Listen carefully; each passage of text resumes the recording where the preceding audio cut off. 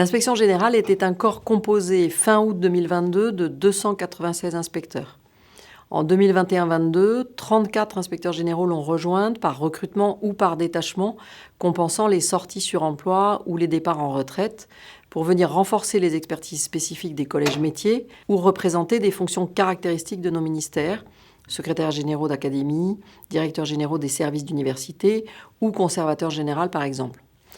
Nous tâchons en effet de conserver une représentation de tous les métiers qui font l'essence de nos ministères, afin que l'inspection générale en reste bien à la fois le reflet et l'excellence.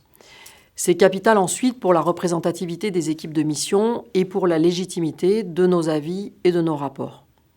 Les inspecteurs généraux sont en effet avant tout de véritables professionnels de terrain et des spécialistes. C'est donc un corps en mouvement continuel d'entrée et de sortie. Cette année, par exemple, un inspecteur général a été nommé directeur général de l'INSEP. Un autre a été nommé secrétaire général de Région académique de Nouvelle-Aquitaine. 2 inspecteurs sont partis à la Cour des comptes comme conseillers en service extraordinaire, ce qui était une vraie nouveauté et venait conforter des liens étroits entre la Cour et l'IGSR en termes d'échange d'expertise ou de recrutement. L'IGSR est né en octobre 2019 et 1 an après, nous avions fait une première enquête qui nous avait conduit à mettre en place quelques ajustements de fonctionnement interne. Au printemps 2022, nous avons jugé utile d'interroger à nouveau les inspecteurs généraux, à la fois pour toujours mieux répondre à leurs attentes en termes d'organisation, mais aussi pour tirer profit des bouleversements de notre activité provoqués par la crise sanitaire. Même si les premiers regroupements mensuels se sont encore tenus en distanciel, l'année 21-22 était en effet pour l'IGSR la première année de fonctionnement normal. C'était légitime de faire un nouveau bilan. Cela nous a conduit à aménager encore l'organisation, sans doute trop complexe au départ, à alléger les temps de regroupement mensuels, et ce, afin de privilégier le temps consacré aux missions. Les 3 premières années, pourtant fortement impactées par la Covid, avaient été nécessaires pour mieux nous connaître et établir un fonctionnement commun en interne, sans pour autant ralentir le rythme des missions. Mais ce temps consacré à la découverte mutuelle des différents corps d'origine n'est plus nécessaire. Les inspecteurs généraux aujourd'hui se connaissent et ont fait des missions ensemble. Nous avons donc conservé une vingtaine d'heures dans l'année consacrées aux échanges sur les métiers et le service et recentré les besoins sur les missions qui sont le cœur de notre métier. Cette réflexion nous a également conduit à nous munir d'outils de pilotage pour mieux partager avec tous l'état des missions et les modalités de désignation de celles-ci dans un souci de plus grande transparence. Enfin, l'année 21-22 a été l'occasion d'un travail de l'ensemble de l'inspection sur la réécriture d'une charte de déontologie commune pour venir remplacer celle qui définissait les règles de chaque inspection générale d'origine. Consultations, débats, échanges ont permis une rédaction partagée par tous. Enfin, nous avons mis en place une sorte de rétex annuel pour améliorer en continu la vie de l'inspection qui va encore connaître une forte évolution en janvier 2023. Comme je le disais à l'instant, la réforme de la haute fonction publique touchant l'IGSR au 1er janvier 2023 était en ligne de mire de tous nos échanges sur l'organisation du service comme sur la formation des inspecteurs généraux. En effet, il va falloir intégrer très vite les nouveaux arrivants dans les missions, les rendre rapidement opérationnels, car ils seront susceptibles de ne pas rester aussi longtemps qu'aujourd'hui au sein de l'IGSR. Et il faudra, plus encore qu'aujourd'hui, apporter à ces inspecteurs généraux amenés à repartir sur d'autres fonctions la formation adéquate pour permettre ces mobilités.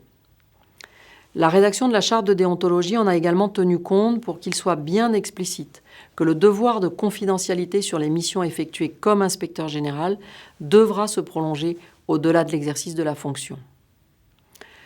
Par ailleurs, l'année a été rythmée par les échanges avec Matignon et la Direction générale de la fonction publique, par les échanges entre inspections générales, afin de définir au mieux les modalités d'application de cette réforme.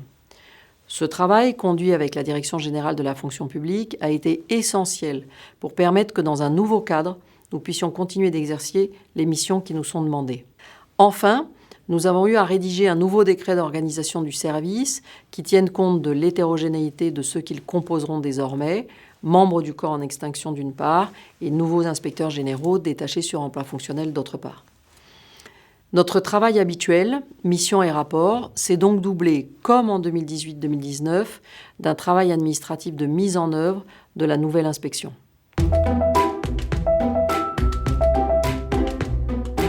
Les inspecteurs généraux aujourd'hui dans le corps pourront choisir entre le 1er janvier et le 31 décembre 2023, entre le droit d'option, intégrer le corps des administrateurs de l'État et être détaché sur un emploi fonctionnel d'IGSR pour 5 ans renouvelable une fois, et le maintien dans le corps d'origine, qu'on appelle la clause du grand-père. Ils pourront rester en fonction là où ils seront au moment de leur choix, soit à l'inspection générale, soit sur l'emploi sur lequel ils sont détachés actuellement. À l'avenir, les inspecteurs généraux seront recrutés sur les viviers habituels de l'IGSR, garantie de la même expertise qu'auparavant, étendue à des profils nouveaux, plus larges et plus jeunes. Les hauts fonctionnaires en sortie de l'Institut national du service public pourront ainsi intégrer l'inspection générale après 2 ans au moins d'exercice professionnel. Des contractuels pourront également se porter candidats, ce qui constitue 2 nouveautés. Le recrutement continuera à se faire sur profil, selon les besoins d'expertise définis par l'inspection générale et sur avis de vacances. Un comité de sélection continuera d'examiner les candidatures et d'auditionner celles qui lui paraîtront les plus pertinentes.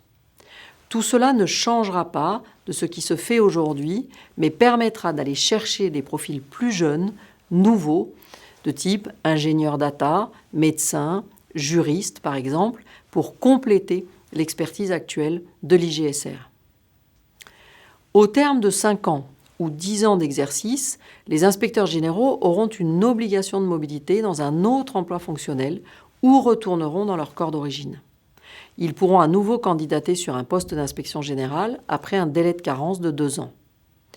L'inspection générale sera donc pour certains un passage en début ou en milieu de carrière qui leur permettra d'acquérir une excellente connaissance des politiques publiques du champ couvert par l'IGSR et des méthodes solides en évaluation, audit et contrôle avant de repartir en administration centrale ou en service déconcentré. Pour d'autres, elle restera le dernier emploi d'une carrière et ils exerceront pendant 10 ans, voire un peu plus, les missions de conseil, d'appui et d'évaluation d'un champ dont ils sont déjà experts. Cette transformation ne signifie aucunement la disparition de l'inspection générale. Ces missions d'évaluation, d'enquête, de contrôle, d'audit, de conseil, d'appui et de coopération internationale se poursuivront au sein du nouveau service à l'égal d'aujourd'hui. Les conditions et les méthodes de travail des inspecteurs généraux sont garanties. Préservation de l'expertise et de la légitimité, maintien de l'indépendance, attractivité vis-à-vis des viviers de recrutement, grâce au travail que nous avons mené avec la Direction générale de la fonction publique. Ce qui change vraiment, c'est la fin de la nomination à vie dans le corps.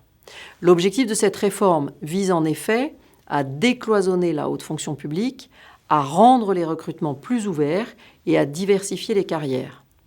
Pour nous, cette réforme, comme la précédente, doit donc être un tremplin pour plus de diversité de profils au sein des missions, plus de mobilité et un plus grand rayonnement de l'expertise acquise à l'inspection générale.